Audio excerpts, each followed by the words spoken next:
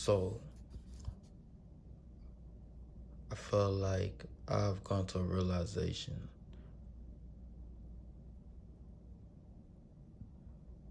and in that realization I realized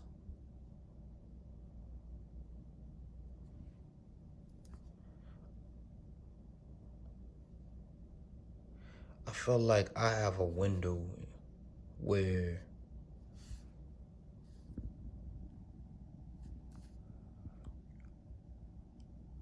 I feel like I have a window where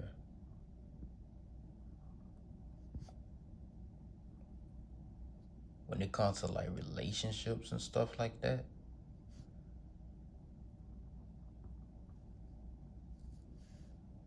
I have to I feel like I'm one of those people who like literally I have to be loved within like a short window. I feel like I have to be appreciated within like a short window. I feel like if I can't be appreciated during that window, I feel like for me it just doesn't work. And I didn't realize like how crazy that is. That's crazy, but I realize that's how I am. If I don't get love, if I don't get the love that I'm pursuing, the love that I feel like I deserve within that window, I feel like I get to a point where it's like I don't want it no more, man. You know.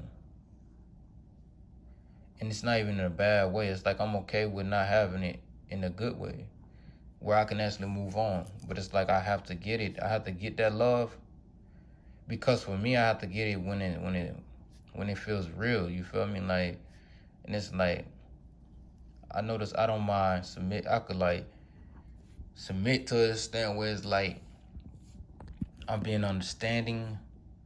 I can go through like the little arguments and disputes and the wars and debates and all that stuff. I can do all that. My whole thing is when it's my turn to be heard, when it's my turn to be understood, if I don't be understood, if I'm not sure that I'm valued and appreciated within that window, it's like I reached this point where eventually I don't even want that love. I be like bumpy. I just be like bumpy. And eventually I'm gonna be like, you know, it's okay.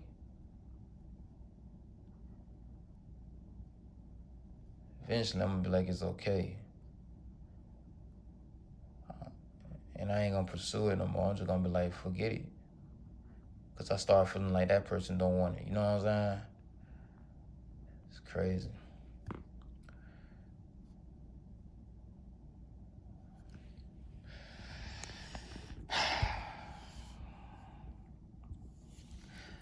But yeah, I feel like I have a short window, man. I have a very short window. Cause you gotta think, like for me, and it's not even just love. It's not even just love. It's like friendships and all. If you've been around you've been around people forever, right? And everybody had an opportunity to show that they appreciate you or value you, right? And they never did. It's like me, I'm one of those people. I want somebody to love me like through the rough parts of my life. Like right now, I haven't made it nowhere yet. I'm not, you know what I'm saying? Like I feel like this is a rough point in my life. This is a spot where it's like if somebody came in my life, they can actually make an impact in my life in a good way, and like they can show me right now in the mud that like they're here for me, and that no matter what I did in the mud, they was here for me. Like they was holding me down. You know what I'm saying? 'Cause I always felt like if a person can't hold you down in the mud, they don't really care about you, dog. And it's like I'm one of those people. I want somebody that can show me they down for me in the mud. Like before my life gets good, before I don't need anybody around me at all. You know, because once you get to that point when your life is good, it's like okay, you know, you attract that kind of company. You attract people that's successful. You're gonna start attracting people who got money, people who got their stuff in order. And I really want somebody who can be there, you know, through the worst. I want somebody who's like there when nothing is going good for me. So that way I know this person really about me. You know what I'm saying? Somebody that value me then. That's how I personally can distinguish who value me, because I don't have nothing to offer yet. You feel me? So that's how I feel. I feel like that's when I want somebody. I want somebody who gonna hold me down and fight for me when I don't have anything to give them. You know, that's so that take away that whole, oh yeah, this person only with me because this and that type stuff. And like I realize that's what I really want. I realize that's what I want. You know, not even saying that anybody is trying to get something out of me, anything of that sort. It's just I realize that's something I want. Do I want somebody to? I just want somebody that's there through the mud. Somebody that I know. I feel like that's how I can tell they really for me. You know. That's how I feel, man. That's how I really feel. I feel like then I can tell. I can tell. You know.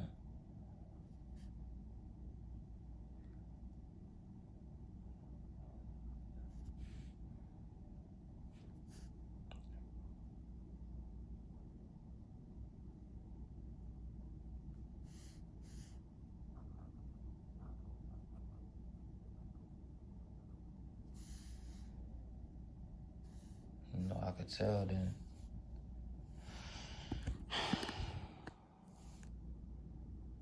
It's like I know I'm not perfect. I get that. I know I'm not perfect. Everybody knows that. Like, but everybody deserve everybody deserve to be,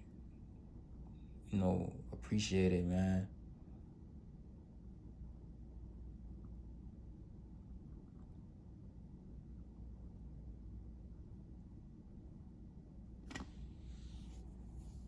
Everybody deserve to be appreciated at the end of the day.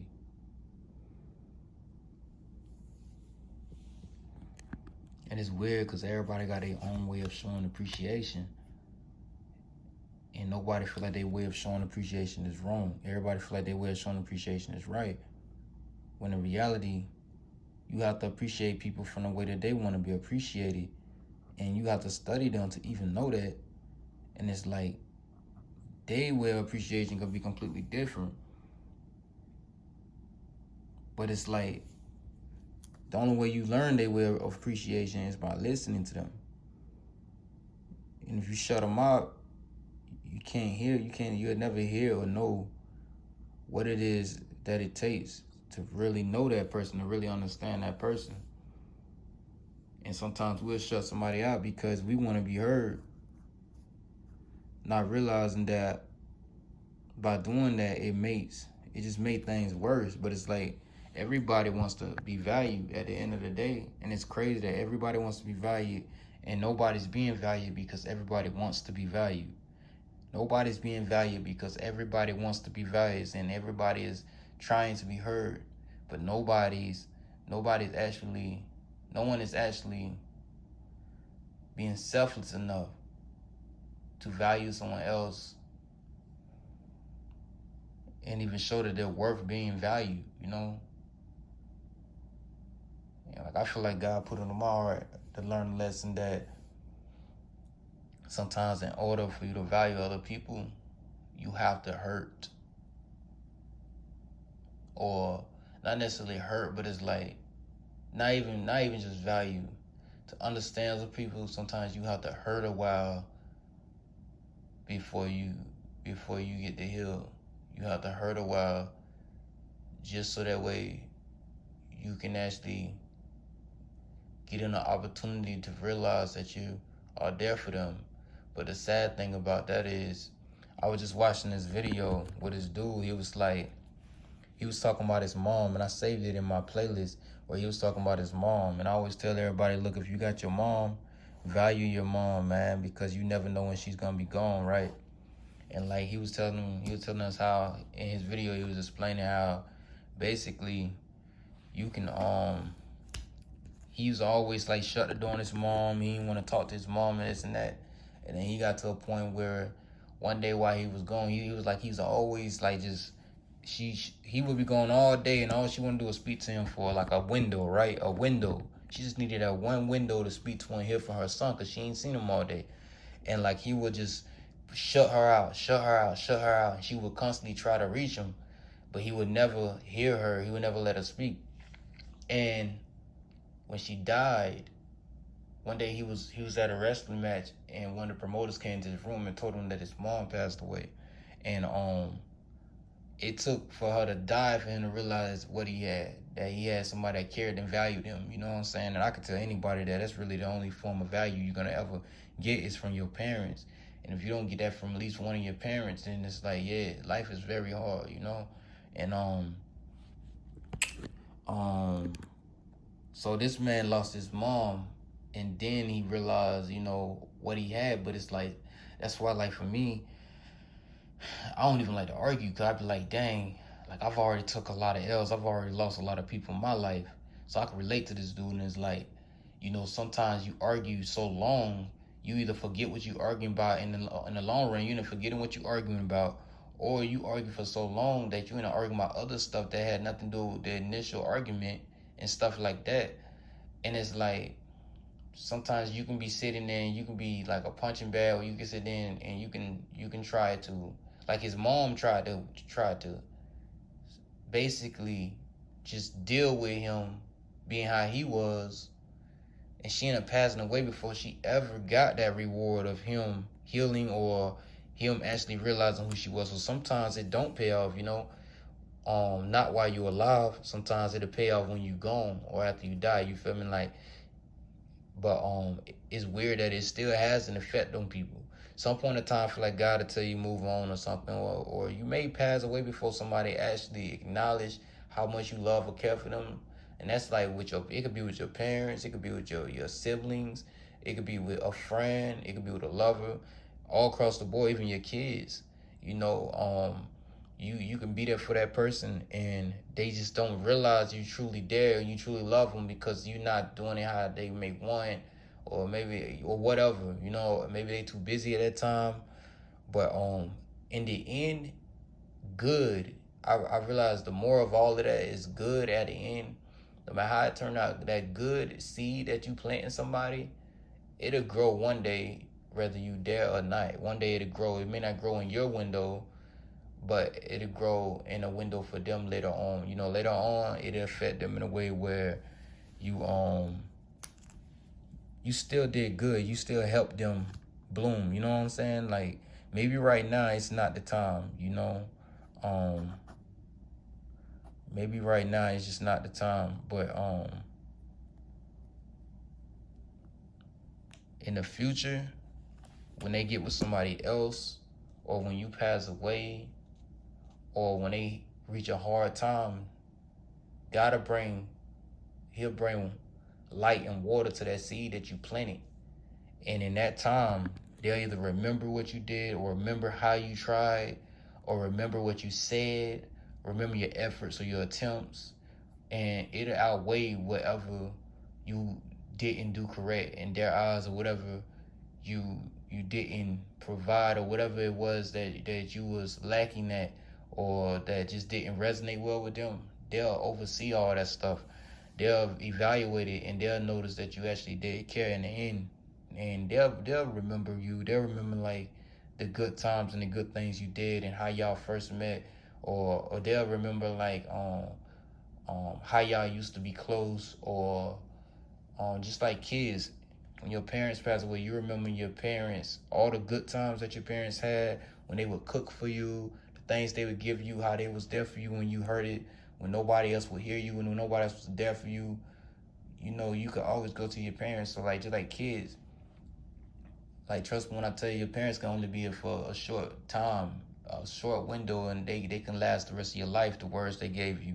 And even though they may think that you didn't listen to them, you remember everything verbatim when they gone, you know.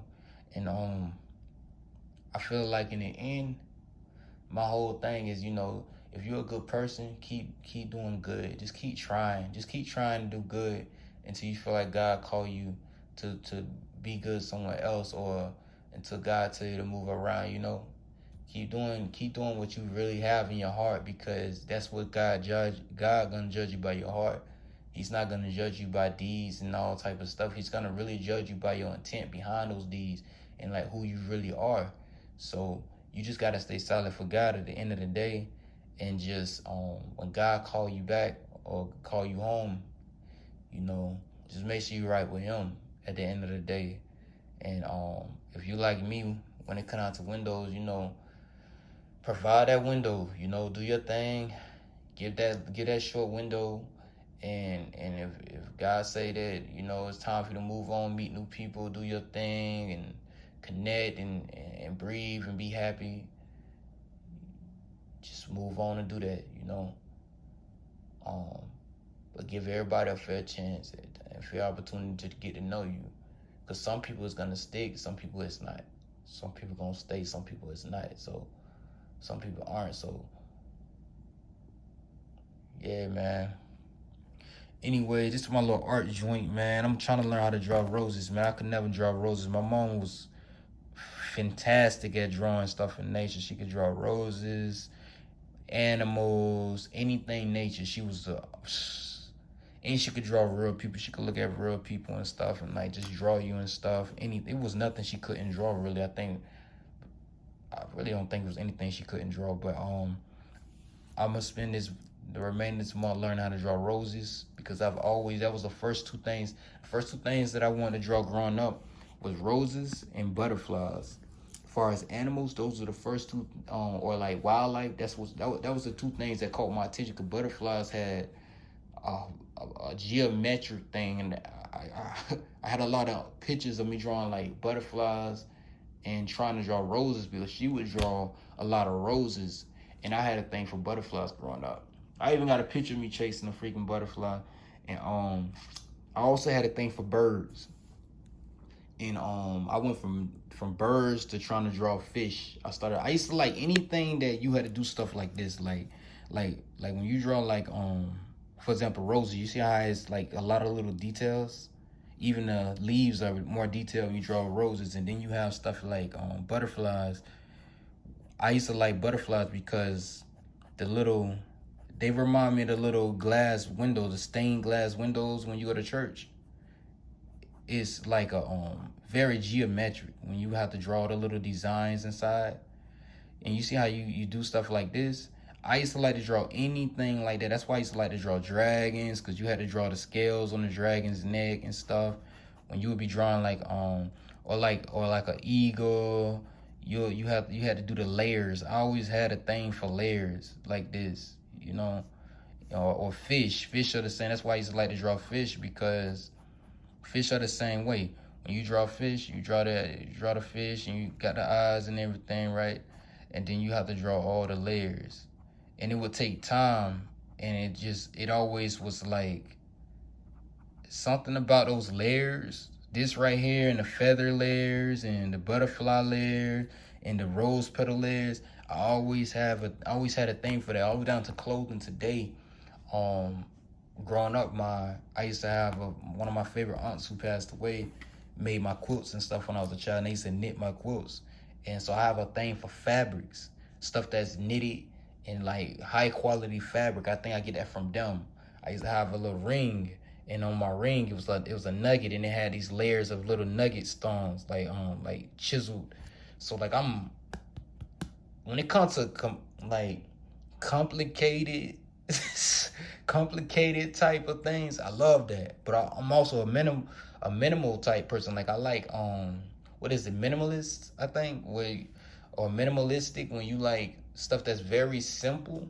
I'm also into that, because if you look at stuff like on cinematic films, you can watch something where the scene is very very simple, but it's cinematic at the same time, and very detailed, depending on where the foreground is, where the shadows is. So I got an eye for details, but I also love when people can get their point across in the simplest way. You know what I'm saying? Same as that, like strength, but like reinforced with just the simplest, most. As soon as you see it, you get it. You know what I'm saying? I like that too. So yeah, I'm a complicated person. But anyways, man, I'm a simple person with a complicated creativity, I guess. But yeah, man, bless up, man. This is just one of my little Jones where I was just talking about some stuff. I figured I might as well talk about stuff like this and just see where this go, man. Bye, God bless.